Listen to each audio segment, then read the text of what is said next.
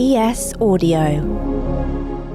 From the Evening Standard in London, I'm Rochelle Travers, and this is The Leader. The Great Easter Getaway has started, but it's off to a bumpy start. It's travel chaos at the moment. EasyJet and BA have cancelled hundreds of flights because of staff shortages, largely due to COVID sickness, meaning many passengers are facing uncertainty over their journey away or even back home.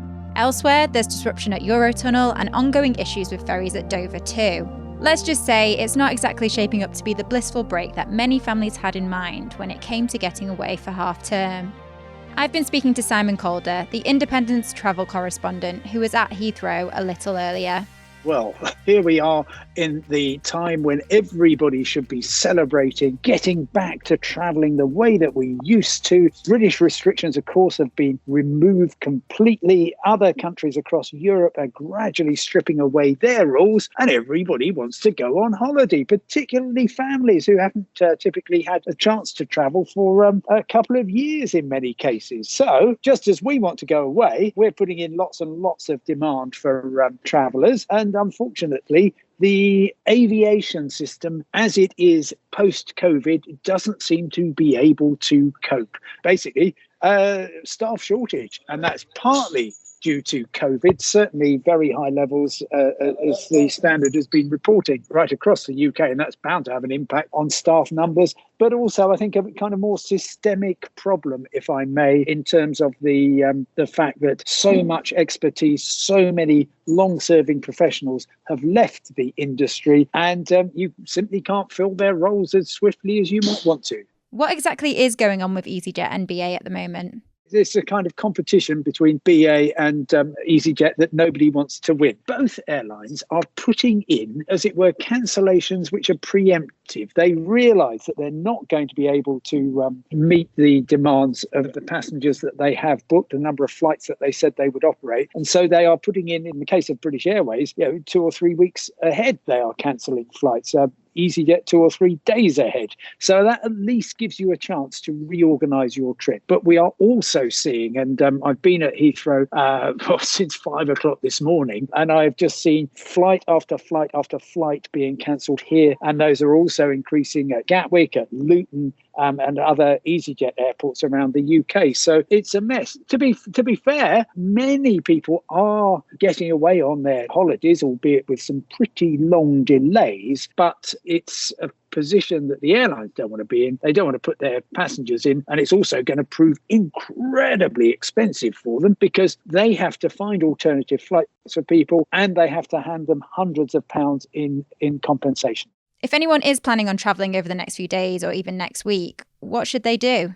I've got one booked for Saturday. I'm hoping it will just go ahead as normal. Hope for the best, but be prepared for delays and disruption. But the most useful advice, Rochelle, is simply know what your rights are so that if your flight is unfortunately cancelled, you can say to the airline, right, what are you going to do to get me to my destination? Are you going to rebook me? So, for instance, I'm going to Milan. Are you going to rebook me on ITA, the Italian airline, or on Ryanair or whoever to get me to my destination on the day I need to be there? Isn't there planned strike action at Heathrow later this week too? There is the talk of strike action at Heathrow. Frankly, I think the degree of disruption we have already that we almost wouldn't notice what goes on. And I'll tell you what, one really odd thing is the airport for the flights which are going is operating really smoothly. Because, of course, if you strip away maybe 10% of the day's operations, because British Airways has cancelled so many flights, suddenly there's less pressure on these two very valuable runways.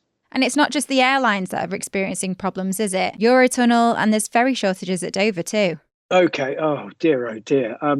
Yes, perfect storm indeed. Okay, so here's the story at Dover. Anybody who goes there will see tied up on the cruise terminal to the rest of the main docks is 3 big ferries. They would normally be sailing 24 hours a day between Dover and Calais for P&O ferries. They're not. because P&O Ferries is obviously having a bit of a labour relations issue, shall we say. They're saying to passengers, right, just go and DFDS will take you. We've got a deal in place with them, which is great, except that DFDS, by my reckoning, is 2 ships down. One's been in refurb, the other one had a tiny bit of a prang in some heavy weather at Dunkirk. And as a result of that, there is extreme congestion, particularly for trucks, and even, of course, for holidaymakers who are escaping in their car. Normally, the tunnel would be taking all the extra strain, but we've had a broken down train in the Channel Tunnel this morning, which is causing mayhem, not just for Eurotunnel shuttles between Folkestone and Calais, but of course for Eurostar linking London St Pancras with Paris, Amsterdam and Brussels.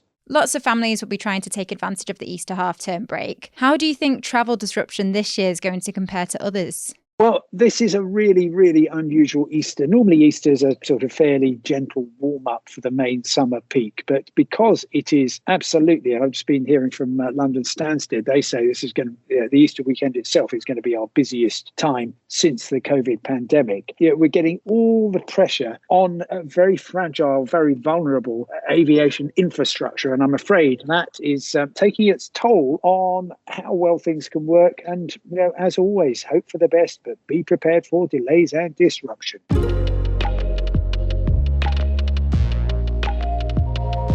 And that's it from The Leader. This podcast is back tomorrow at 4 p.m.